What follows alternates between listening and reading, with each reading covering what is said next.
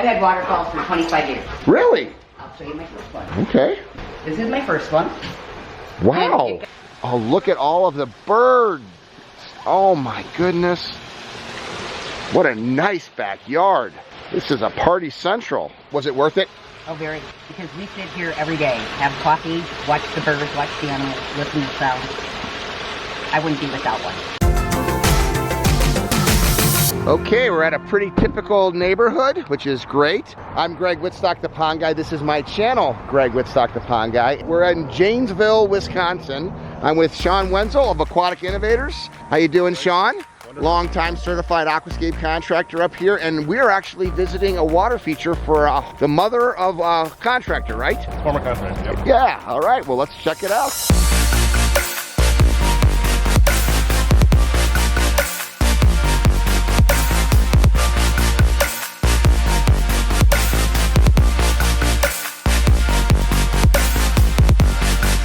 Oh, look at all the friendly dogs. Oh my gosh, those are big dogs.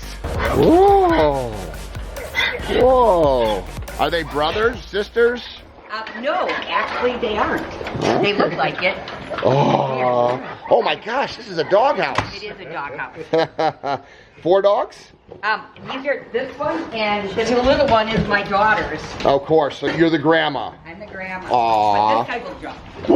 So this is a puppy, huh? He is a puppy. Aw. All right, come on, Birdie, come on. Are you guys hunters? No, we, Wait a minute, I hear a waterfall. even on low. The first thing, hi, I'm the Pond Guy, Greg. Hi, Greg, I'm Carol. Hi, Carol. Oh my goodness. Woo! You had a giant slope in the back of your yard. Wow, look at this. Oh, you guys are some lucky dogs. Oh my goodness. Well, when you have a slope, it is a pallet. You got up there, pup.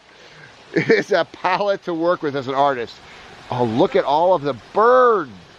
Oh my goodness. What a nice backyard. This is a party central. Holy cow.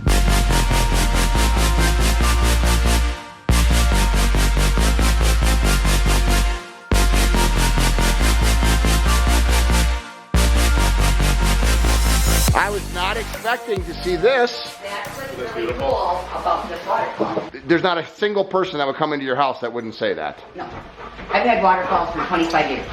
Really? I'll show you my first one. Okay. This is my first one. Wow. And it got old. But you've lived here for a while then, huh? Yeah, you're 30. Well, 25 years. So this is before your time building ponds. Correct. You were working for the Department of Natural Resources then, right? It was. Okay. Wow. So who built this one, Mom? Mom. You built this? I did. Mom and kids.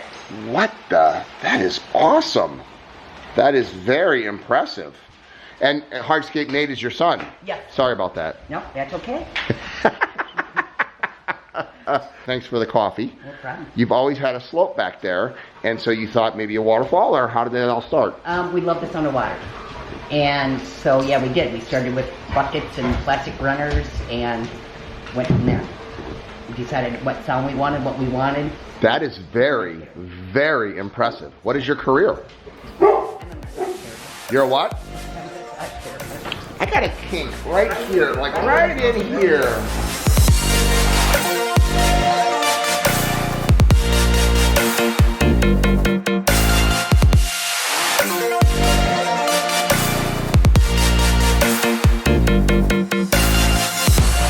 So you had a pond down here, but the challenge was the dogs would always get into it and come in the house wet. We loved it, but because it started to break down and get old, we needed to repair it. And we needed to repair the whole thing. I liked the look of the pondless, Uh-huh. but then I realized that I had toads at one time. You had what? Toads, Okay. because I'm kind of into all the things that use the pond. Yes. So I had to build a toad pond because we took away their swimming pool. Oh, I see that up there, a little preformed tub. All right, so show me how this works, your switcher. Actually, turn it on, turn it off. So this is your remote control pump. And here, what'd you put in here, Sean? There's 2 pumps in here. There's an AquaSurge 4 to 8,000, and then there's also a Surumi 5PL. Okay, so you got a lot of flow if you want it.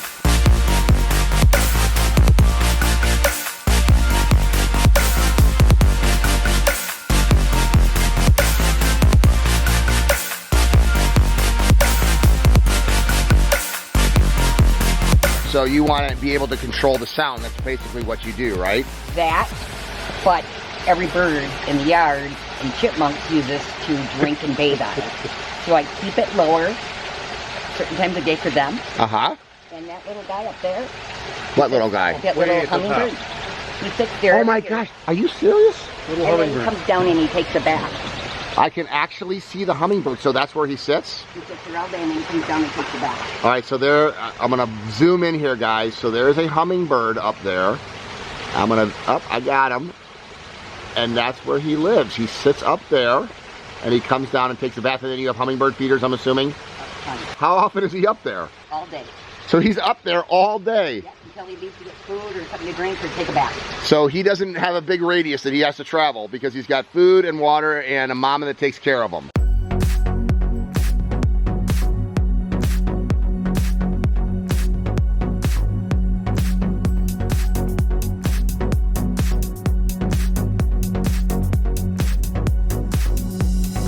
So you have had a water feature here for 28 years now.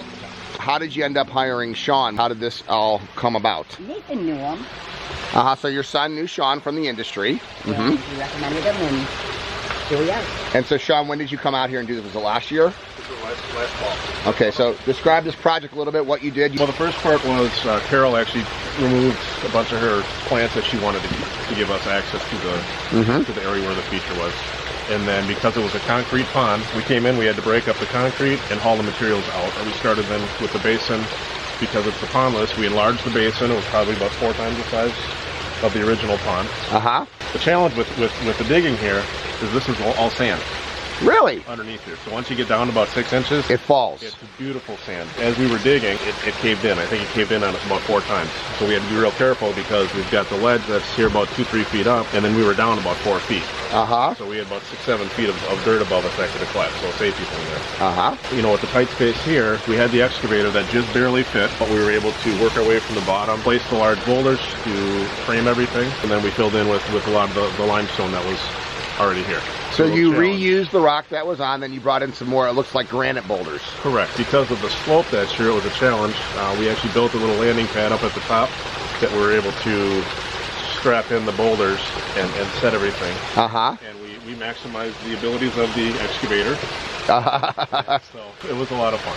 And what would an investment like this run for one of the Aquatic Innovators customers? We'd be looking at about $19,000 for the pondless waterfall with the rocks, the basin, the snorkel, waterfall vault at the bottom with an extension on it, and the 2 different pumps. And yeah.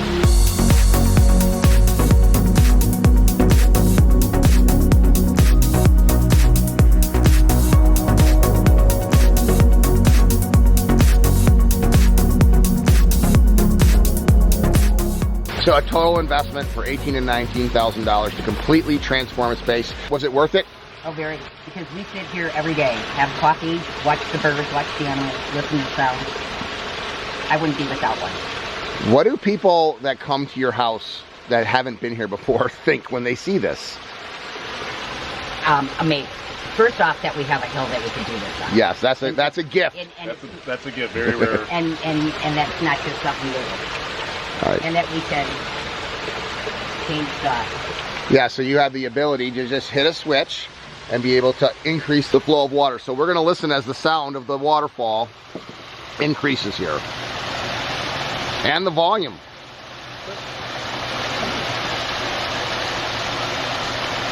That's white water.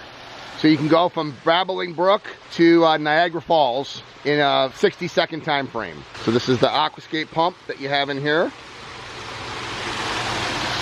So one of the pumps is always running and then one's adjustable, or you can even turn it off. Correct. So you can save electrical costs. The party pump. That's what we call them, the party pump, because when there's a lot of people out here, it makes more sound. Good. And what size lot do you have? half acres, 3/4 acres. A nice sized lot, but not an overly huge lot. You got Niagara Falls here for the dogs to look out and relax. Hey, pup. Yeah.